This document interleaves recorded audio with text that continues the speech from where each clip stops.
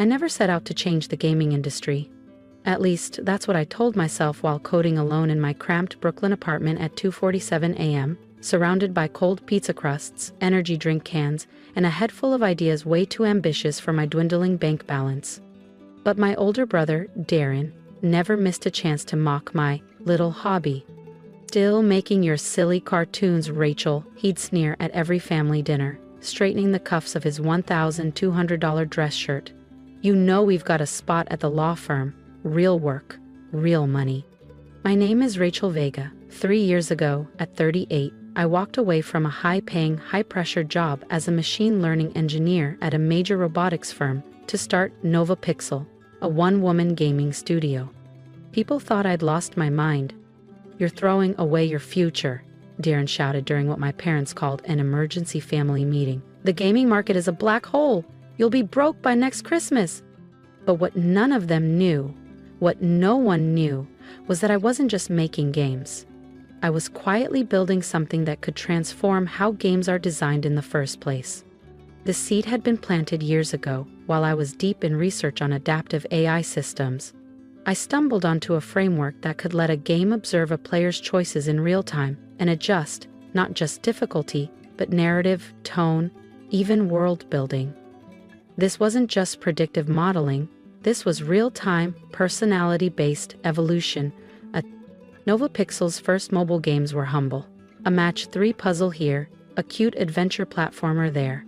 But hidden under the surface was an evolving AI system collecting millions of behavioral data points, learning how real people thought, played, got frustrated, and found flow. I worked nights and weekends, keeping my consulting gigs during the day to stay afloat. The early months were brutal. My savings were almost gone. Every time Darren saw me, he had a new jab. "Hey, I checked out your latest release," he snickered one Christmas. "Looks like a Fisher-Price version of Angry Birds. You sure this is your big plan?" I smiled and topped off his wine glass. Let him think I was just another indie dev flailing in a crowded market. Then came Echo Run. On the surface, it looked like a sleek, minimalist, endless runner. But behind the scenes, it was powered by my fully functional, deeply adaptive AI engine, Orion. Echo Run didn't just react. It grew with each user. It learned how each player reacted under pressure, what patterns they repeated, and what types of challenges brought them joy or anxiety. The game built itself around the user's behavior in real time, offering a uniquely personalized journey for each player. Initial downloads were modest, but something strange happened. People wouldn't stop playing. Player retention was off the charts. Game reviewers couldn't explain it. YouTubers made reaction videos, Reddit threads lit up. People felt seen by the game, like it was reading their minds in the best way possible. Then, one day, an email hit my inbox. Subject: Sony Interactive, exploring collaboration. I almost deleted it, assuming it was spam, but something made me open it. Within a week, I was on a video call with their senior development team. They weren't just interested, they were fascinated. "We've never seen user metrics like this," their lead strategist said, flipping through charts that looked more like viral social app stats than game data. "You've cracked something here. We want in." Last month, Sony offered me $100 million to acquire the Orion engine and bring me on as a lead developer for their next-gen titles. Darren called the other day. He didn't bring up the law firm, just asked if I'd seen the feature on IG. "Yeah, I saw it. They're having completely different experiences. It's like each person is playing a unique game." I sat back, arms crossed, quietly watching the Sony team puzzle it out.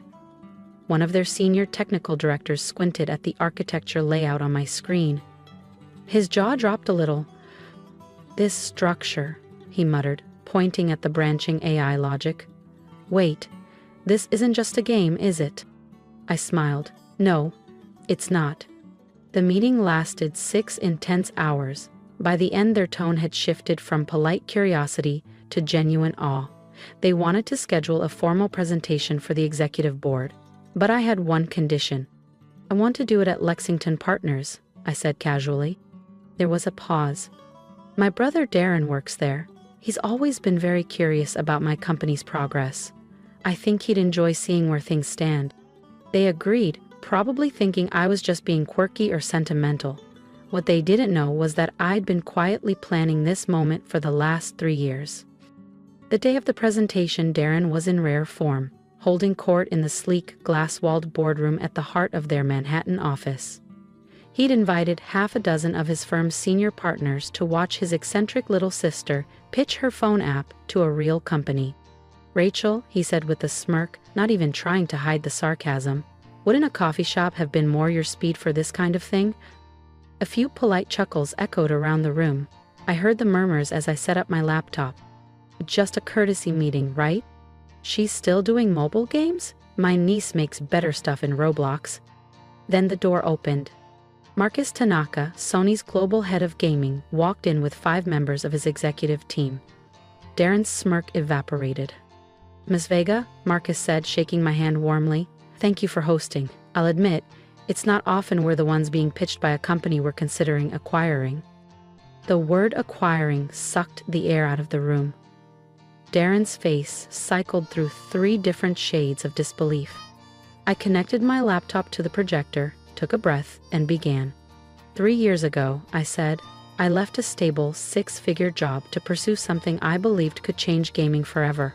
Everyone thought I was reckless, naive, maybe even delusional." I glanced at Darren. "But what I've built, what my team of 1 has built, is already redefining the relationship between players and games. Ladies and gentlemen, allow me to introduce you to Echo Run and the Orion Engine." The first slide was simple, a chart showing unheard of engagement numbers. Echo Run looks like a sleek, minimalist runner. But under the hood, no 2 players are experiencing the same game. Right now, over 2.3 million people are playing, and each one is in a game world being generated in real time by Orion.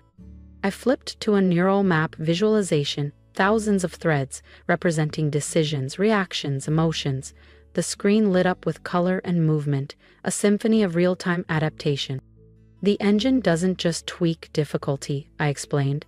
"It builds custom narrative arcs, challenge sequences, even alters game mechanics based on how each player thinks and feels." One of Darren's colleagues scoffed. "Sounds like basic dynamic scaling. Every game does that." I smiled. "Let's test that." I pulled up the live developer console. "Anyone want to try it?" Darren leaned back in his chair, arms folded. "I'll play your little hobby project." "Perfect." I handed him a tablet. The rest of the room turned their attention to the wall screens, which displayed Orion's neural feedback in real time. As Darren started playing, the map exploded in activity, nodes branching, reconfiguring, responding to his hesitations, his decisions, even the pace of his swipes. "Notice how it slows slightly," I said, narrating. "It's sensed he's hesitating. Now it's adjusting terrain flow to ease him in, while subtly teaching him optimal patterns." On screen, new obstacles appeared, ones Darren was statistically likely to overcome, but still find challenging. Within 2 minutes, he was fully engaged, brow furrowed, tapping with focus. Then came the moment I was waiting for. I've never seen anything like this," he muttered, eyes still locked on the screen. "Exactly, neither had anyone else. And that's why they were offering me $100 million. The engine has already analyzed Darren's entire playstyle," I explained calmly. "It's mapped his decision-making patterns, risk tolerance, even how he responds to different types of problem-solving." I pointed to the dynamic profile building in the neural map on the projector. "Notice how the puzzles are shifting. See that? It's adjusting to his competitive instincts, prioritizing high stakes, risk-reward logic paths. It's tailoring the experience to how he thinks." One of Sony's technical directors let out a low whistle. "It's literally constructing a custom game for him, in real time, based on his personality." Darren looked up from the tablet, blinking. The smirk he'd worn all day was gone. On his screen, he was solving a challenge that involved merging investment portfolios and maximizing long-term returns. In other words, exactly the kind of financial strategy problem he lived for. This is insane," he muttered. "How did it know?" "Because that's what the Orion engine does," I said.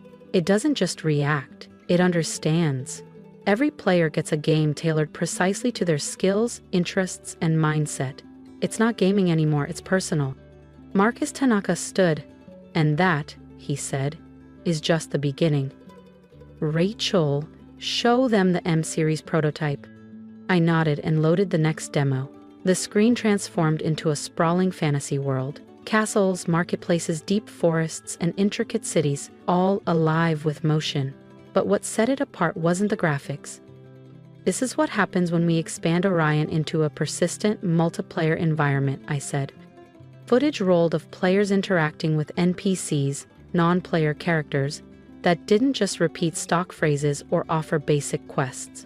These characters responded with emotion, remembered prior interactions, and even changed their personalities over time based on player behavior. The entire world adapts in real time, I explained. Cities evolve based on player choices, economies shift, factions rise and fall, and the NPCs, they're not just scripts. They have relationships, memories, goals, real characters with depth. The room was dead silent. Even Darren, who'd once joked I was designing glorified apps for bored commuters, was watching, wide-eyed as an NPC blacksmith in the demo turned away a player who'd betrayed him in a previous quest. The moment felt unscripted. Was unscripted. We've been quietly testing this technology for over 3 years, I said. The simple mobile games you saw, they were collecting live data, teaching Orion how people think, play, and tell stories. I turned back to the room. Dream Maze was just the beginning. Marcus stepped forward again, opening a sleek black briefcase and pulling out a document folder. When we first saw the engagement data from Dream Maze, we thought it was a fluke. Players weren't just playing, they were forming emotional connections. Retention rates were through the roof. He placed the folder on the table. That's why we're here today. Sony is prepared to offer $100 million to acquire NovaPixel, the Orion engine, and bring Rachel on as head of AI development for our global gaming division. Darren's coffee cup slipped and clattered against his saucer. $100 million, he said, his voice hollow. Marcus raised a brow. Actually, after seeing the M-Series prototype, we've updated the offer. He slid a new document across the table. I glanced at the number and felt my breath catch. $250 million, plus 5% of all future revenue from any title using Orion. Darren snatched the paper like he couldn't believe it was real. His hands were shaking. This can't be. Rachel makes phone games in our parents' garage. No, Marcus corrected him, his voice calm but firm. Rachel built an AI engine that's about to redefine interactive entertainment. Those so-called phone games were a testbed, brilliantly disguised. I gently retrieved the contract and tucked it into my folder.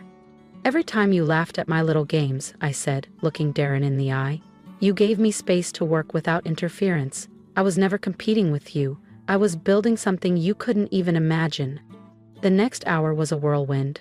Legal terminology flying across the room, Sony's team discussing transition timelines, equity splits, patent filings. I watched Darren and his partners grow paler by the minute. They'd spent years mocking my garage. Turns out, I'd been building an empire inside it. The partners had just watched what they thought was a failed solo project explode into a $250 million acquisition, right in their own conference room. As the Sony team packed up their things, Marcus turned to Darren. You know, he said with a calm smile, we usually prefer to host meetings like this at our own headquarters, but Rachel insisted we hold it here. Now I understand why. Darren couldn't meet his eyes. 3 years' worth of snide remarks, eye rolls, and smug dismissals collapsed around him like a house of cards. The aftermath, swift, and honestly pretty satisfying. News of the acquisition sent shockwaves through the gaming world. The forums lit up, tech blogs ran headlines, and industry veterans scrambled to understand how a mobile puzzle game had become the foundation of a gaming revolution. Even the very same investment partners who once laughed at my silly phone apps started emailing me, eager to talk about potential opportunities. Some even asked if I needed funding, as if I hadn't already built it all without them. I kept the garage in Brooklyn. Only now it's not a makeshift office. It's a private R&D lab, a place to keep refining the Orion engine. Sony's support and resources opened doors I could have never accessed alone. Dream Maze is now taught in university AI classes, and the expanded MMO version, Living Worlds, has changed how players think about online gaming entirely. Because in Living Worlds, every player truly experiences a game made just for them. The story unfolds in sync with their decisions, their emotions, their style. The NPCs remember, the world responds. It's not just personalized, it's alive. Darren, to his credit, eventually emailed me a long, heartfelt apology.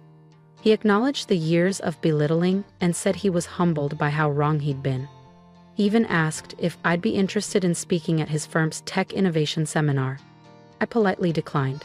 I was too busy leading Sony's AI gaming division. But last week I got an email that hit differently. A young woman, 21 years old, working from her parents' garage in St. Louis, had developed a unique AI gaming prototype. Her family thought it was just hobby programming. She asked for advice. I thought about that old garage in Brooklyn, the all-nighters, the silence, the doubt, the joy of being underestimated. I hired her on the spot. Today, that garage is empty. Sony recreated it down to the exact scuff marks and chipped paint in their Tokyo headquarters. They call it the lab that changed everything. But I kept one piece from the original. A worn whiteboard with a single line scrawled in marker. Let them underestimate you. That message stayed untouched from day one. I never erased it. The gaming industry will never be the same, neither will my family. At the last holiday gathering, Darren stood quietly nearby while his teenage son showed me his game prototype. Darren didn't say much, just nodded, supportive, respectful. He'd learned the hard way what judgment can cost. As for me, I'm still making games. They're just not as simple as everyone thought. The Orion engine keeps growing. It learns, adapts, evolves, just like the people who dared to build it. And every time someone dismisses a developer working from a dusty garage, I smile. Because sometimes the biggest revolutions start in the smallest spaces. And sometimes the best revenge isn't proving them wrong. It's proving yourself right. If you've made it this far, thank you for walking this road with me. I was just a woman in her 30s, building something revolutionary in a Brooklyn garage, while the world dismissed me as a hobbyist with big dreams and no backing. But dreams, when fed with grit and belief, become reality. So if my story resonated with you, if you've ever been laughed at, underestimated, or told to be realistic, leave a comment below. Share your story. Tell me about the idea you've been afraid to chase, or the project you're building in silence. I read them, I really do. And every message reminds me why I kept going when no one believed in me. Support comes in many forms. It's a comment, a like, sharing this with someone who needs to hear it. If you believe in what I built, if you see the value in innovation that starts in unlikely places, stand with me. We're not just changing games. We're changing how people view creators, visionaries, underdogs. And here's my advice. Never let someone else's limited imagination define your potential. Keep building, keep dreaming, and never apologize for thinking bigger than the room you're standing in. Because sometimes the smallest garages hold the world's greatest revolutions.